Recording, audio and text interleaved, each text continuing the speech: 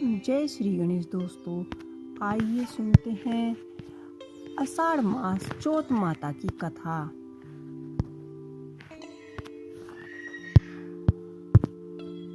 एक साहूकार और एक साहूकारनी थी। वे धर्म पुण्य को नहीं मानते थे, इसके कारण उनके कोई बच्चा नहीं था। एक दिन साहूकारनी पड़ोसन के घर गई। उस दिन सकट चौथ था। वहाँ पड़ोसन सकट चौथ की पूजा करके कहानी सुन रही थी।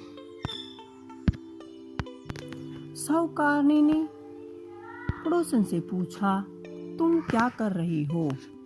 तब पड़ोसन बोली कि आज चौथ व्रत है, इसलिए कहानी सुन रही हूँ। तब साहूकारनी बोली, चौथ के व्रत करने से क्या होता है?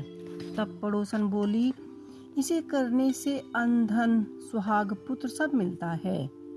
तब साहूकारनी ने कहा, यदि मेरा गर्व रह जाए तो मैं 1.25 सेर तिलकुट करूंगी और चौथ का व्रत करूंगी। श्री गणेश भगवान की कृपा से साहूकारनी के गर्व रह गया, तो वह बोली कि मेरा लड़का हो जाए तो 2.5 सेर तिलकुट करूंगी। कुछ समय के बाद उसको लड़का भी हो गया, तो वह बोली कि हे चौथ भगवान, मेरा बेटे का विवाह हो जाए तो 5.25 सेर का तिलकुट करूंगी। कुछ वर्ष बाद उसके बेटे का विवाह तय हो गया और उसका बेटा विवाह करने चला गया, लेकिन उस साहूकार ने तिलकुट नहीं किया। इस कारण से चौथ देव क्रोध हो गए और उन्होंने फेरों से उसके बेटे को उठाकर पीपल के पेड़ पर बिठा दिया। सभी वर को खोजने लगे, पर वर नहीं मिला। हताश होकर सारे लोग अपने अपने घर लौट आए। इधर जिस लड़की से साहूकारनी के लड़के का विवाह होने वाला था, वह अपनी सहेलियों के साथ घनघोर पूजा करने के लिए जंगल में दूबा लेने गई। तभी रास्ते में पीपल के पेड़ से आवाज आई, ओ मेरी अर्ध ब्याही। यह बात सुनकर जब लड़की घर आई, उसके बाद वह धीरे धीरे सूख कर कांटा होने लगी। एक दिन लड़की की माँ ने कहा, मैं तुझे अच्छे खिलाती हूँ, अच्छा पहनाती हूँ, फिर भी तू सूखती क्यों जा रही है? ऐसा क्यों? तब लड़की अपनी माँ से बोलती है कि वह जब भी दूबा लेने जंगल जाती है तो पीपल के पेड़ से एक आदमी बोलता है कि ओ मेरी अदब्याही, उसने मेहंदी लगा रखी है और सेहरा भी बांध रखा है।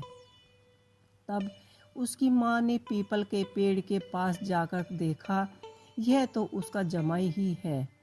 तब उसकी माँ ने जमाई से कहा, यहाँ क्यों बैठा है? मेरी बेटी तो अदब्याही कर दी और अब क्या लोगे?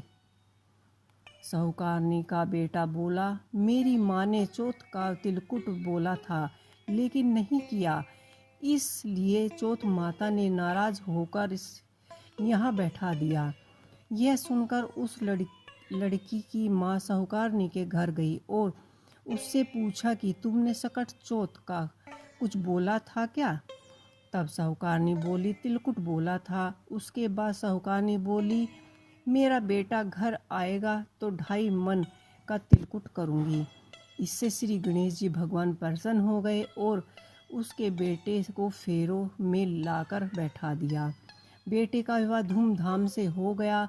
जब साहूकारनी के बेटे एवं बहू घर आए, तब साहूकारनी ने 2.5 मन तिलकुट किया और बोली, हे चौथ माता देव, आपके आशीर्वाद से मेरे बेटा बहू घर आए, जिससे मैं हमेशा तिलकुट करके व्रत करूंगी। इसके बाद सारे नगरवासी ने तिलकुट के साथ सकट व्रत का प्रारंभ कर दिया। हे सकट चौथ, जिस तरह साहूकारनी के बेटे बहू से मिलवाया, वैसे ही हम सबको मिलवाना। इस कथा को सुनने वालों का भी भला करना। जय श्री गणेश। ओम नमः शिवाय। जय सकट चौथ माता। तो दोस्तों, अगर आपको मेरी कहानी पसंद आई हो तो प्लीज़ मेरे चैनल को लाइक कीजिए।